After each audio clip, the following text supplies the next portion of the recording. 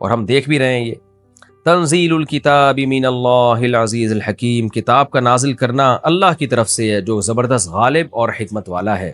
ان فی السماوات والارض لآیات للمؤمنین، بے شک آسمانوں اور زمین میں ایمان لانے والوں کے لیے بہت ساری نشانیاں ہیں۔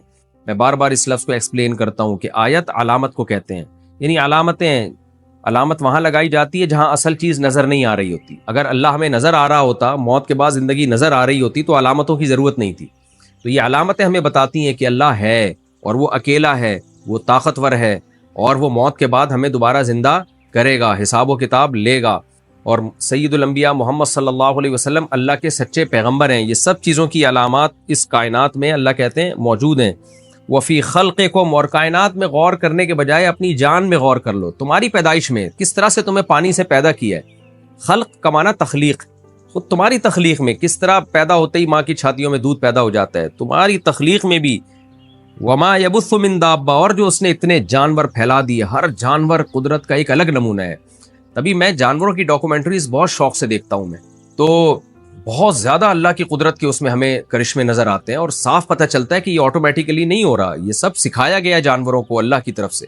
2-4 دن پہلے میں نے بھیڑیے پہ، وولف پہ ایک ڈاکومنٹری دیکھی کہ کس طرح بھیڑیے کا پرندوں سے بھی رابطہ ہوتا ہے۔ بعض دفعہ پرندے اس کو خوراک کے لیے گائیڈ کر رہے ہوتے ہیں، اور پھر جو پرندہ اس کو گائیڈ کرتا ہے، اس کو بتاتا ہے کہ یہاں جانور ہے، جب بھیڑیا شکار کرتا ہے تو اس کا بھی حصہ رکھتا ہے اس پرندے کے لیے، جس پرندے نے اس کو گائیڈ کیا ہوتا ہے۔ تو کیسے جانوروں کے آپس میں لنک ہے، پورا ایک نظام اللہ نے چلایا ہوا ہے، یہ خود بخود نہیں ہو سکتا۔ تو اس لیے اللہ نے فرمایا وما یبث من دابہ، جو اللہ نے جانور پھیلا دیے ہیں، تو اتنے جانور، تتلیاں، پرندے، درندے، سمندروں کے اندر جانور، تو ایسی یہ ڈاکومنٹریز آپ دیکھا کریں، اس سے بہت نالج ملتی ہے انسان کو، اور اللہ کا قرب ملتا ہے۔ اگر صحیح چشمہ لگا کے انسان دیکھے نا، صحیح نظر سے دیکھے، تو ہر جانور آپ کو اللہ کے وجود اور اس کی طاقت اور قدرت کا پتہ دے رہا ہوگا۔ مور جب پر پھیلا کے کھڑا ہوتا ہے نا، میں نے کتاب پڑھی تھی، اس میں لکھا تھا کہ جب مور اپنے پر پھیلا کے کھڑا ہوتا تھا نا، ڈاروین بہت پریشان ہوتا تھا۔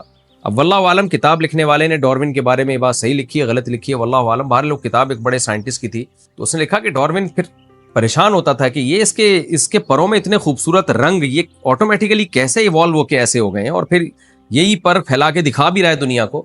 تو بہت ساری چیزیں آپ کو، اس لکھنے والے نے بے شک ڈاروین کی طرف غلط بات منسوب کر دی ہو، لیکن حقیقت تو ایسے ہی ہے کہ ہم ان جانوروں کو جب دیکھتے ہیں، چیونٹیوں کو آپ دیکھو کیسے ان کا ایک گروپ بنا کے چلتی ہیں، ان کی آپس میں کمیونیکیشن کا کتنا بہترین نظام اللہ نے بنایا ہے۔ تو ہر چیز اللہ کی قدرت کا ایک بہترین نمونہ ہے۔ تو اس لیے اللہ نے فرمایا کہ وما یبث من دابۃ، جو اللہ نے پھیلا دیے جانور، پوری زمین بھر دیے، سمندر، ہوائیں، آیات، ان سب میں نشانیاں ہیں، لقوم یوقنون، یہ زبردست بات ہے ان لوگوں کے لیے جو یقین کرنا چاہتے ہیں۔ کیا مطلب؟ بہت سے لوگ کائنات میں تحقیق کر رہے ہیں لیکن اللہ تک نہیں پہنچتے، وہ کیونکہ وہ چاہتے ہی نہیں ہے۔ تو جو اللہ کی آیات پر یقین کرنا چاہتا ہے، اللہ کی باتوں پر، اس کو ان چیزوں میں بہت زیادہ نشانیاں نظر آئیں گی۔ واختلاف اللیل والنہار، اسی طرح دن اور رات کے عدلنے بدلنے میں، کیا بات ہے، رات کے اندھیرا اور پھر اچانک دن کی روشنی، کس طرح اس سے بھی نظام، یہ زمین کا نظام کتنا بہترین چل رہا ہے، انسان کو اس سے حیات ملی۔ وما انزل اللہ من السماء من رزق، اور اللہ نے آسمان سے جو رزق برسایا، پانی کو رزق اس لیے کہا کہ وہی تمام تر رزق کا ذریعہ ہے، پانی بند ہو جائے تو سب کچھ بند۔ فاحیا به الارض بعد موتها، پھر زمین کو مردہ ہونے کے بعد وہ زندہ کر دیتا ہے، بنجر کچھ بھی نہیں ہے اس میں، ایسے بارش برستی اور دیکھیں کیسے لہلاتی فصلیں پیدا ہو جاتی ہیں۔ وتصریف الریاح، اور ہواؤں کے چلانے میں، ہواؤں کا بھی ایک باقاعدہ سیٹ اپ ہے، ایسا نہیں ہے کہ بے لگام ہے بالکل ہی، جب چاہے جہاں چاہے چل جائیں۔ آیات، ان میں بڑی بڑی نشانیاں ہیں، لقوم یعقلون، ان لوگوں کے لیے جو عقل سے کام لیتے ہیں۔ تلک آیات اللہ، یہ اللہ کی آیات ہیں، یعنی اللہ بتا رہے ہیں نبی صلی اللہ علیہ وسلم کو، یہ اللہ کی آیات ہے، نتلوہا علیک بالحق، اے نبی ہم آپ پر تلاوت کرتے ان آیات کو حق کے ساتھ، یہ متلبسا بالحق ہے، یعنی حق کے ساتھ ملی ہوئی ہیں، باطل کا ان آیات سے کوئی تعلق نہیں ہے، کوئی ایک بات اس میں ایسی نہیں ہے جو غلط ہو۔ فَبِأَيِّ حَدِيثٍ بَعْدَ اللَّهِ وَآيَاتِهِ يُؤْمِنُونَ، پس اللہ اور اس کی آیات کے بعد یہ کون سی ایسی بات ہے جس پر یہ ایمان لے کر آئیں گے؟ یعنی پیغمبر اپنی طرف سے کوئی بات کر رہے ہوتے، یا کوئی اسکالر آ کے اپنی طرف سے کوئی بات کر رہا ہوتا، اس میں دو رائے ہو سکتی ہیں، صحیح بھی ہو سکتا ہے غلط بھی، لیکن جب یہ ثابت بھی ہو گیا یہ اللہ کا کلام ہے اور اللہ خود لوگوں کو اپنے بارے میں بتا رہا ہے، تو اللہ کے بعد اور اس کی آیات کے بعد اب کیا رہ گیا بھائی؟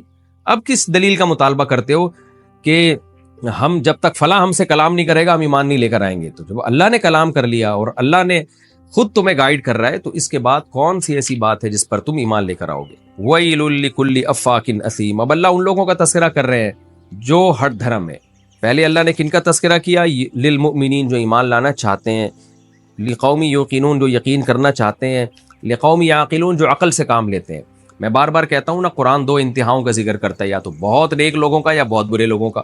تو پہلے اللہ نے عقل بندوں کا ذکر کیا کہ ان کو تو نشانیاں ملتی ہیں. اب دوسرا بہت نیک بہت برے لوگ. یہ کون لوگ ہیں؟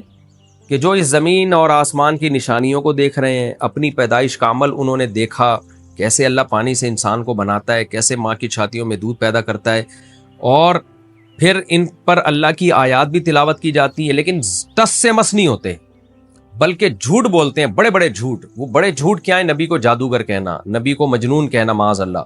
تو اس لیے اللہ نے اس دوسرے طبقے کا تذکرہ کیا.